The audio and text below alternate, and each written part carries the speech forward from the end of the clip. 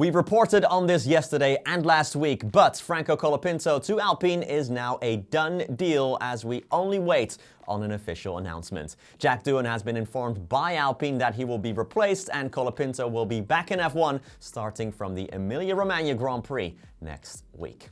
Well, good morning everyone and welcome back to the GP Fans Global channel. We put out 2 news videos yesterday, so make sure to check out those if you haven't. And if that's the case, you're probably not subscribed to the channel, so make sure you do that by hitting the button down below.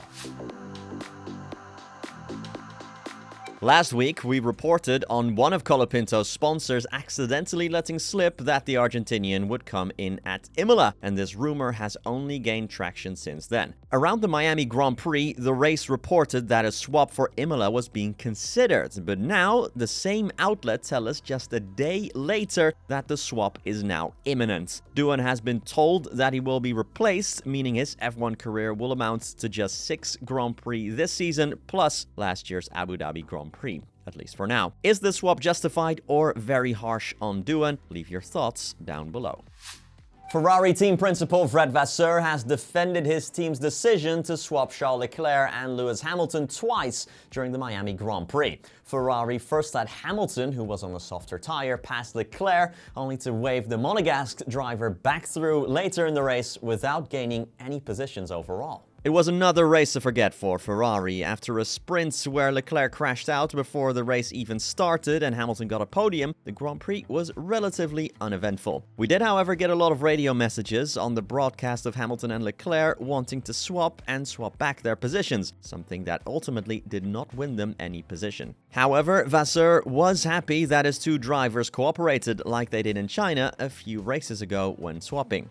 Quote, after the race, I had a discussion with Lewis and I can perfectly understand the frustration. They are champions, they want to win races. We are asking them to let their teammates go. It's not easy, it's never easy. And I didn't see another team do it today. That is why we took the responsibility to do it, because it's the policy of the team. We are racing for Ferrari first. Honestly, I think as a team, we did a good job. Again, we can argue that it would have been better to do it a half a lap before or half a lap later. And finally, we discussed yesterday how George Russell was let off the hook in Miami despite speeding under the virtual safety car, at least according to Red Bull. The Mercedes driver wasn't the only one who was investigated post-race, however, as both Carlos Sainz and Pierre Gasly were scrutinized by the FIA for not slowing for a yellow flag. Carlos Sainz would finish 9th on Sunday as Williams had an impressive double points finish, while Gasly came over the line down in 13th. However, both drivers failed to slow down for a yellow flag for the stopped Sauber of Gabriel Bortoleto. Normally, this is a nailed-on penalty and usually a pretty harsh one, but the FIA explained that this was a unique situation and both drivers remained unpunished.